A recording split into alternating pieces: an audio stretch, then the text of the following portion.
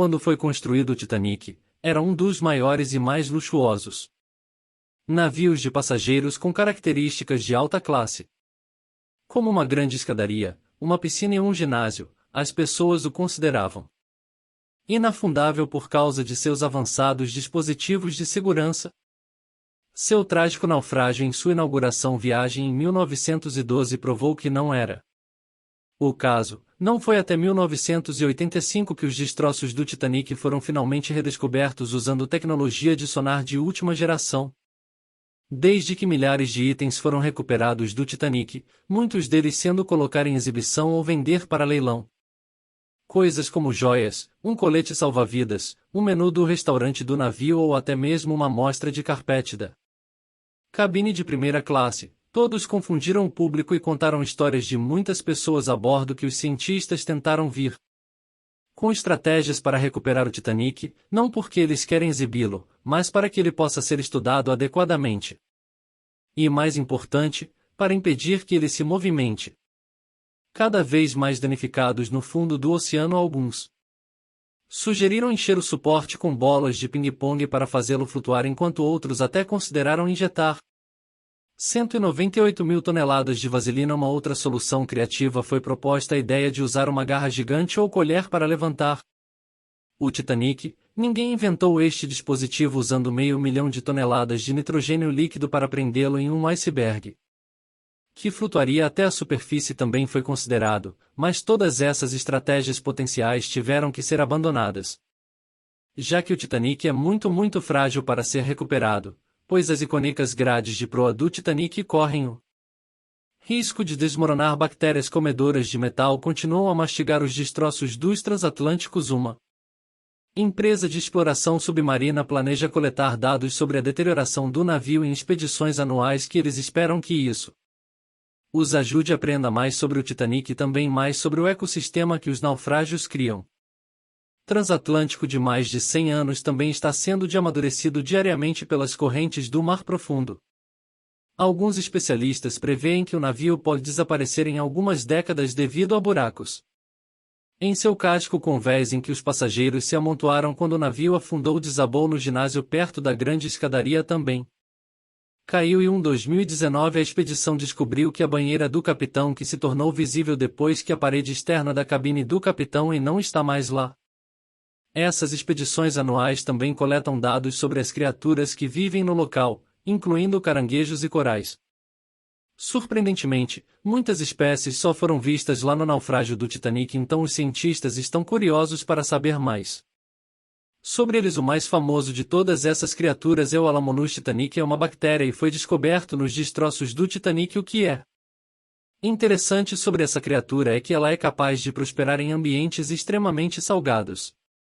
Também tem sido resistente a vários antibióticos, já ao contrário de outros tipos de bactérias. É provavelmente porque dessa superbactéria que a deterioração do casco de ferro do navio aconteceu tão rápido que a expedição também vai olhar para o campo de destroços e seus artefatos no local. Ainda há vestígios de pequenos itens pessoais como roupas e bagagem. Uma das histórias mais interessantes sobre os artefatos do Titanic são os sapatos dos passageiros. A maioria dos itens do Titanic que foram perdidos no mar se deterioraram ou desapareceram completamente, mas não os sapatos. Eles parecem ser capazes de resistir às duras condições. Além disso, o couro da maioria dos sapatos está perfeitamente preservado, provavelmente por causa dos taninos, uma substância usada no processo de curtimento do couro, ajudou os sapatos a resistirem às bactérias nocivas encontradas debaixo d'água.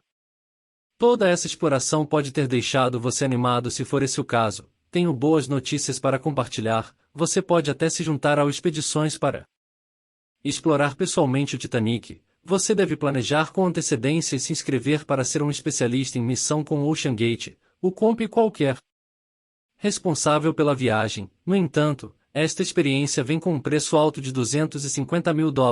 Apesar do custo, esta experiência única na vida é muito procurada devido aos lugares limitados disponíveis. Se você puder pagar pela exploração, terá a chance de colaborar com renomados especialistas em oceanografia de biologia marinha, o DNA do Titanic e as acomodações e refeições no fundo do mar no navio de apoio ao mergulho também estão incluídos, além de treinamento e orientação de especialistas antes e durante a missão. Por último, você nem precisa trazer o seu próprio equipamento, pois o equipamento da expedição também está incluído. Com certeza os navios evoluíram e se modernizaram ao longo dos anos e hoje em dia temos uma tecnologia muito melhor do que a disponível no Titanic, mas este navio continua sendo um pedaço incrível da história por causa de suas muitas características incomuns.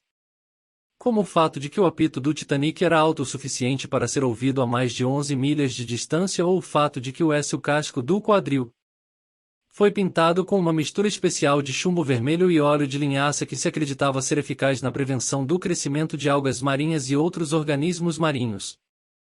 A estética provavelmente uma de suas maiores falhas era o número de botes salva-vidas. Apesar de seu tamanho e luxo, o Titanic tinha apenas 20 botes salva-vidas a bordo que não foram suficientes para salvar todos os seus passageiros e tripulação. Uma vez que atingiu o iceberg, o Titanic pode ser o naufrágio mais famoso. Mas não é o único. A frota de Kublai Khan conta uma história semelhante. Esta era uma grande força naval encomendada pelo governante mongol Kublai Khan. No século XIII a frota pretendia viajar para o Japão e estabelecer os mongóis como governantes poderosos na região. No entanto, em 1281, a frota foi supostamente pega em mau tempo e foi seriamente danificada, com muitos navios sendo destruídos.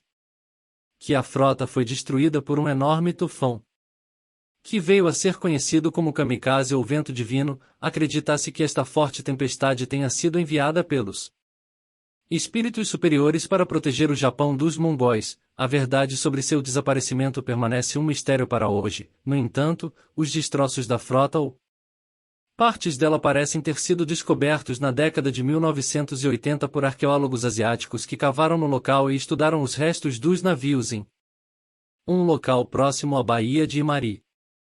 Uma importante descoberta arqueológica porque nos informou como os mongóis estavam bem preparados em termos de seus turnos. Outra história trágica é a do RMS Impris of Ireland. Este era um navio de passageiros britânico que operou até maio de 1914.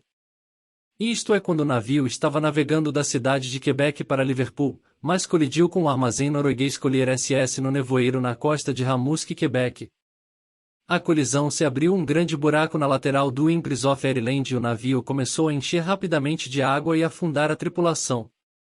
E os passageiros foram pegos de surpresa e muitos não conseguiram evacuar a tempo. No total, 1.012 pessoas foram perdidas no desastre, tornando uma das piores colisões marítimas da história canadense. Os esforços de resgate foram prejudicados pela pouca visibilidade e pelo fato de muitos dos botes salva-vidas terem sido danificados ou inutilizados. Apenas 465 pessoas sobreviveram ao naufrágio e muitas delas foram resgatadas pelo Storestad, que permaneceu na área apesar seus danos. O naufrágio do Impris of Ireland foi uma tragédia nacional no Canadá e levou a mudanças nos regulamentos de segurança marítima e ao estabelecimento de uma guarda costeira. O navio ainda está no fundo do rio St. Lawrence, onde se tornou um mergulho popular site para entusiastas. É isso por hoje então. Se você acalmou sua curiosidade, então dê um like no vídeo e compartilhe com seus amigos. Ou se quiser mais, clique nesses vídeos e fique pelo lado positivo da vida.